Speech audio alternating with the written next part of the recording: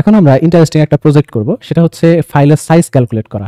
দেখেন fsig.c এই যে ফাইলটা, এটা আমার হার্ড ডিস্কে কতটুকু জায়গা নিছে, কত বাইট বা কত কিলোবাইট জায়গা নিছে, এটা আমরা প্রোগ্রাম দিয়ে ক্যালকুলেট করব। ঠিক আছে, তো ভালো করে খেয়াল করবেন জিনিসটা কিভাবে করা যায়। এটা fsig এবং ftel যেটা, রাইট, fsig হচ্ছে সিকিং করা আর ftel হচ্ছে আপনার কি পজিশনটা বের করা। এই দুইটা ফাংশন দিয়ে খুব ইজিলি করা যাবে। তো খেয়াল করেন আমরা কিভাবে করি। প্রথমে আমি এতটুকু ডিলিট করে দিলাম, এতটুকু আমার লাগতেছে না। ঠিক আছে, তো record.txt তে এই ফাইলের আমরা সাইজটা ক্যালকুলেট করব। এখানে অনেকগুলো ক্যারেক্টার আছে, বাট আমি সবগুলো ডিলিট করে দিলাম, এগুলো আমি আপাতত রাখতেছি না। দিয়ে বাংলাদেশ লিখলাম। তো বাংলাদেশে কয়টা ক্যারেক্টার আছে? বাংলাদেশে 10টা ক্যারেক্টার আছে, আমরা সবাই জানি। তো এটা কম্পিউটার মেমোরিতে কতটুকু জায়গা নেবে? 10 বাইট, রাইট। একটা একটা ক্যারেক্টার 1 বাইট করে জায়গা নেয়, আমরা সবাই জানি, এটা প্রোগ্রামিং এর বেসিক।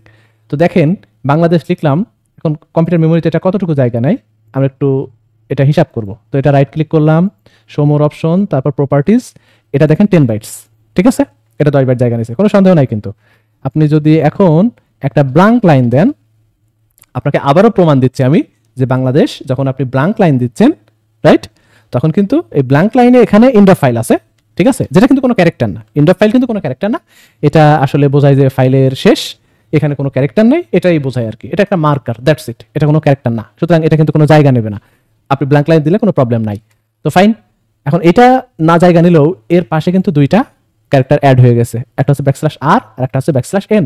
তাহলে বাংলাদেশ 10 আর দুইটা 12টা। তো এখন কিন্তু 12 যদি সাইজ আসে, তাহলে আপনি বিশ্বাস করতে বাধ্য যে আসলেই ওখানে দুইটা ক্যারেক্টার আছে। তো দেখেন 12 বাইটস, তো 100% শিওর ওখানে দুইটা ক্যারেক্টার অ্যাড হয়েছে। তো আমি বারবার প্রমাণ দিচ্ছি আপনাদের, এখন আপনাদের বিশ্বাস করবেন কি করবেন না আপনারা জানেন। খেয়াল করেন, এখন একটা কাজ করি, এইটা আমরা ক্যালকুলেট করবো, তাই না? তো আমরা সরাসরি কোডিংয়ে আসি। কোডিংয়ে এসে প্রথমে একটা কাজ করব, fsig ফাংশন ব্যবহার করব। fsig ফাংশন ফাইল পয়েন্টার, তারপরে আমরা সিক ইন্ড, রাইট, ইন্ড মানে কি আমাদের অরিজিন হচ্ছে ওই যে লাস্টেরটা যেটা ইন্ড অফ ফাইল ওইটা। আর তারপরে এইখানে আমরা কি করলাম 0l, এটা দ্বারা কি হইলো? এটা দ্বারা হইলো হচ্ছে আমরা ফাইল পয়েন্টারটাকে নিয়ে চলে গেলাম একদম ইন্ড অফ ফাইলে, এবং ইন্ড অফ ফাইলে রাখছি, আমরা ডানে বামে কোথাও মুভ করি নাই, রাইট, ইন্ড অফ ফাইলে আছে। তো এখন ফাইল পয়েন্টারটা কিন্তু ইন্ড অফ ফাইলে পয়েন্ট করে আছে। এই মুহূর্তে আমি ftel ফাংশনকে কল করব ফাইল পয়েন্টার দিয়ে। তো ফাইল পয়েন্টার কিন্তু ওখানে ইন্ড অফ ফাইলে আছে। ftel ফাংশনকে কল করে জাস্ট লং দেন পজিশন, এটা আমরা রাখলাম একটা ভ্যালু, মানে ভ্যারিয়েবলে, পজিশন ভ্যারিয়েবলে, কারণ আমরা জানি ftel হচ্ছে লং রিটার্ন করে।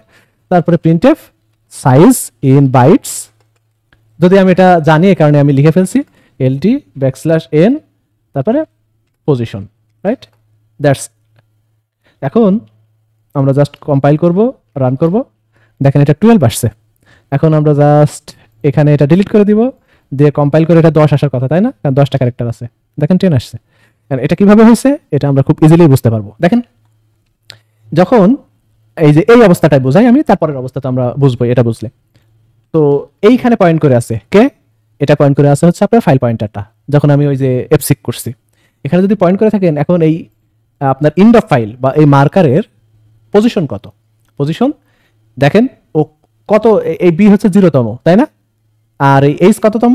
এইচ হচ্ছে 9তম, কারণ 0 থেকে শুরু হয়েছে, 10টা ক্যারেক্টার থাকলে এইচ হচ্ছে 9তম। আর ই কততম, মানে ইন্ড অফ ফাইলটা 10তম। তো ইন্ড of file it's a marker, এটা ওইখানে আছে এবং এটা কাউন্টে নেওয়া হয়। তার মানে ইন্ড অফ ফাইল এই সময় ফাইল পয়েন্টারের পজিশন হচ্ছে 10 এবং সেটাই রিটার্ন করছি আমরা, তাই না? তো যখন এটা এরকম হচ্ছে ব্ল্যাঙ্ক লাইন, তখন বুঝতেই পারছেন এখানে কয়টা আছে এই লাইনে? টোটাল 10টা, লাস্টে 2টা, 12টা, তাই না?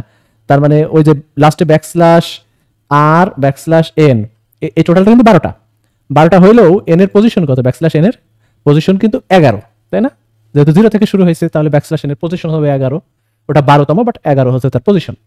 আর এই যে ব্ল্যাঙ্ক লাইনের যেটা ইন্ড অফ ফাইল, এটা কত? ওইটা হলো 11, ইন্ড অফ ফাইলটা হচ্ছে 12, রাইট? তো বুঝতেই পারছেন তখন 12 রিটার্ন করতেছে।